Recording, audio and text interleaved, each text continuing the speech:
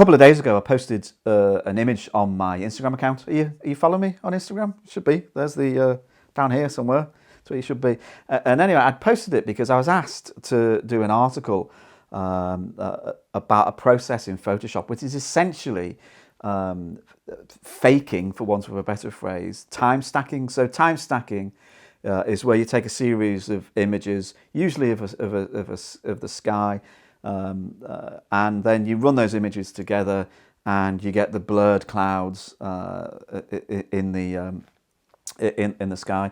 But you can, if you've taken just one image of a scene with a nice sky, and you want to fake the kind of time stacking kind of look, for want of a better phrase, there is a really simple way to do it in Photoshop. So I'll dip into Photoshop and just show you how to do it. But you end up with a nice kind of, almost looks as if you've done a really long shutter speed in the sky, when in fact you probably haven't.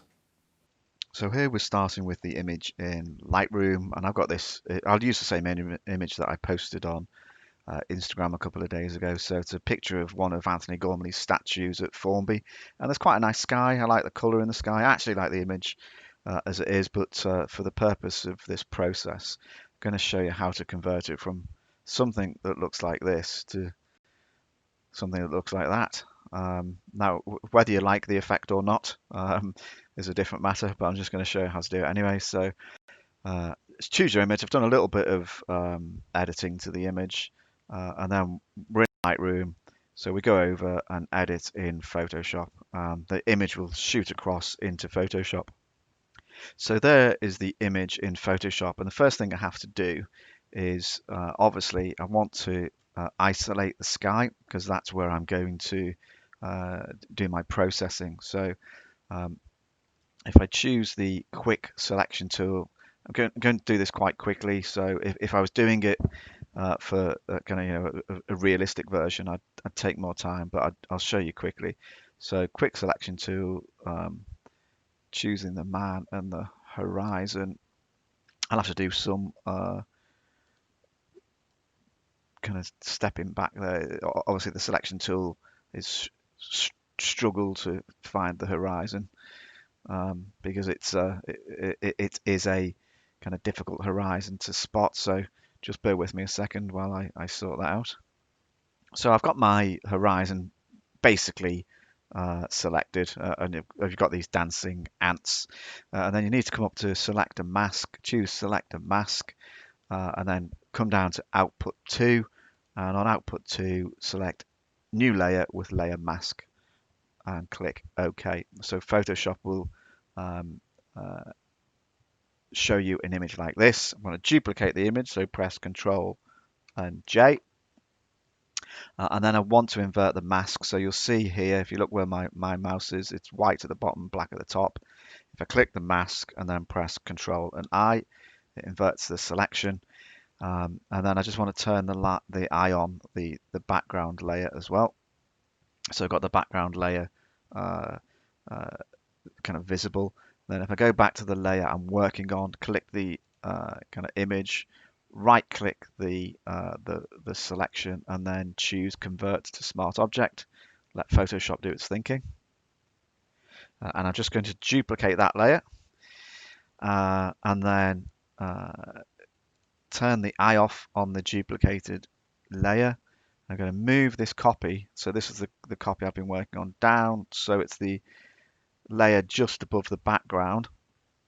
And then the first step is to go up to Filter, come down to Blur and Radial Blur.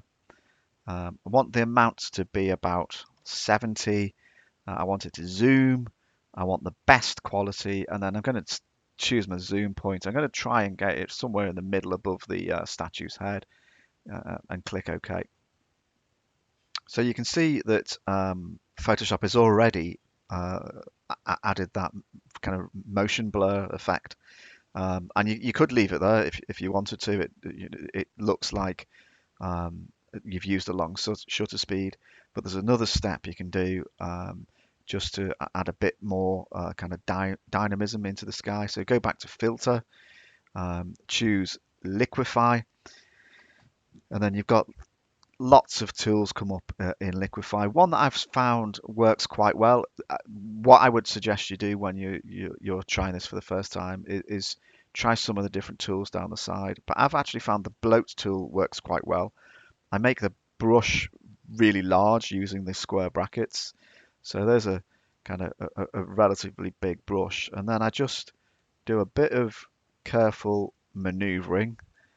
So I'm just moving the brush around and kind of making a couple of alterations. You can go wild with some of these tools. Um, so I just experiment with the tools to see different skies will require kind of different effects and different uses of the tool. But then you see it adds a bit of a kind of movement into the sky, so it's not just straight lines. You can use the tools to make them wavy and all sorts of things like that. And then the final thing, go back to filter, camera raw filter. That obviously pops up your camera raw, and you're editing just the sky, and you can mess around with the contrast. I'll make it darker. I'll bunch the vibrance up and the saturation up just for effect. Knock yourself out changing kind of textures, clarity, and kind of all sorts. Again, you have to play. Every sky will be different. Apply that, and you'll see that changes. Final thing to do is flatten the image. I am discarding the hidden layer. So flatten the image. You've then got the image, and then you can export that back out to Lightroom and do any further editing you like, and export it to wherever you want to do. So really quick way of faking time stacking in the sky. So there's some basic steps to follow to get that result. It doesn't work on every sky. I've found that it works better if you have a clear demarcation between the kind of the land and the sky. If there's a little bit of overlap between clouds and it becomes a bit too difficult to kind of sort that out in Photoshop. People who are kind of more skilled at Photoshop could probably do a better job than I did. But that's just a kind of simple way of kind of showing you how to fake time stacking in Photoshop. Hope you enjoyed it. If you do it, let me know. I'll be interested to see your results and get creative. So hopefully you enjoyed that. And any questions, pop them in the comments below. Don't forget the thumbs up, and don't forget to give me a subscribe. And if you do subscribe, don't forget to click the bell so that when I load new content, you get a notification. And I'll see you around. Cheers. Bye-bye.